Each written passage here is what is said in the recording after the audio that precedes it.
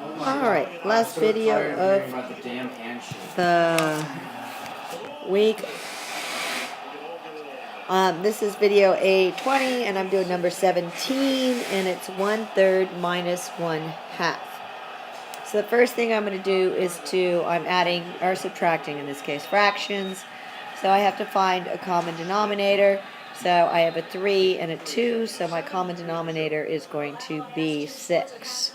So let's go ahead here, and I have 1/3 minus 1/2, and so I'm going to take this one. I want a denominator of 6, so I'm going to multiply it by 2 over 2. And then on this one here, I have 1/2, so I'm going to multiply it by 3 over 3. So that is going to give me, right, I'm going to multiply 2 times 1, so I multiply my numerators, and that gives me 2 over, and then my common denominator is 6, right, when I multiply 2 times 3. And then I'm going to have minus, and then this is going to give me, I'm going to multiply my numerators, and that's going to give me 1 times 3, and that's 3. And then my denominators, that's 2 times 3, and of course that's going to give me 6. Now I'm going to change that, so I'm actually, I have this minus sign, and I can't subtract this 3 from 2, so I'm going to rewrite this as an addition problem. And the first number, of course, doesn't change at all, so that stays 2, 6. And then this becomes a plus sign, and then this is a positive 3, 6. I changed this guy's sign, right? So I have to change the number I'm subtracting sign. So that's going to give me a minus, and then, of course, I have 3 over 6. And now it's an addition problem, right? So here I am at 2, 6. So I'm going to go up to 2, 6 on my graph. So right there, I start at 2, 6. And from that, I'm going to add a negative. So that tells me I'm going to go down 3, 6. So let's go ahead and do that. When we do that, right, there's 1, 6. There's 2, 6, and there's 3, 6. So our final answer is negative 1, 6. So that's what we get graphically. Let's see what we would get when we go ahead and do it arithmetically. So I see here, right, my signs are different. So I know that the absolute value of 3, 6 is negative 3, 6 is greater than the absolute value of 2, 6. So I keep the sign of the larger absolute value, which is negative.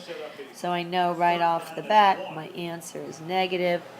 Since I'm adding them, right, I'm going to, and the signs are different. This one's negative, this one's positive. I subtract their absolute values.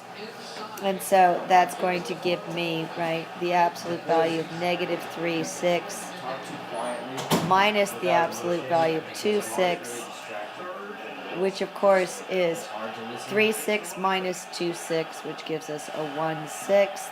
And we already said our answer is negative. So there it is. Our final answer is negative 1, 6. Okay, does anybody have a question there? If you do, ask me in class, because I can't hear you right now. All right, and your extra credit is I'm going to ask you,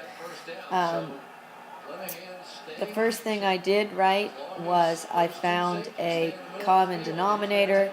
When I found that, I couldn't subtract 3 from 2, so I had to change it to an addition problem.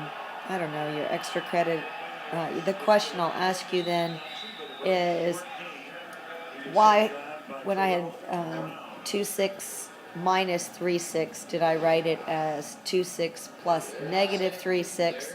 And the answer is because I had the subtraction, so I went ahead and changed it to an addition, and that meant I had to change my minus sign to a plus, and I had to change positive 3, 6 to negative 3, 6. And then your extra credit is, yay, last video of the week. All right, one more problem this week. That's it, guys. Not so bad. All right, let's see if we can do this one without a number line. So I have negative 3 and 4/10 plus 2 and 7/10. So in this one here, I don't have to change my signs, right, because it's an addition to begin with. So I'm going to look at which number has the greatest absolute value, negative 3 and 4/10 or 2 and 7/10, and negative 3 and 4/10 has a greater absolute value. Therefore, I know my answer is going to be negative. Now, since the signs are different, right, I'm going to go ahead and subtract their absolute value. So let's go ahead and do that. I have the absolute value of negative 3 and 4/10 minus the absolute value of 2 and 7/10. That gives me 3 and 4/10 minus 2 and 7/10. So let's go ahead and write this vertically and line up our decimal places. Okay? I can't subtract 7 from 4, so I'm going to have to borrow. So let's go ahead and borrow one here. And that gives me 14 minus 7, which is 7. And 2 minus 2 is 0. We already said our answer was negative, so it's 0 and 7/10.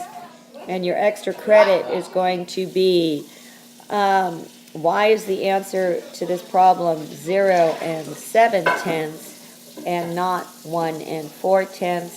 And the answer to that is I had to borrow. I can't subtract 7 from 4. I have to borrow.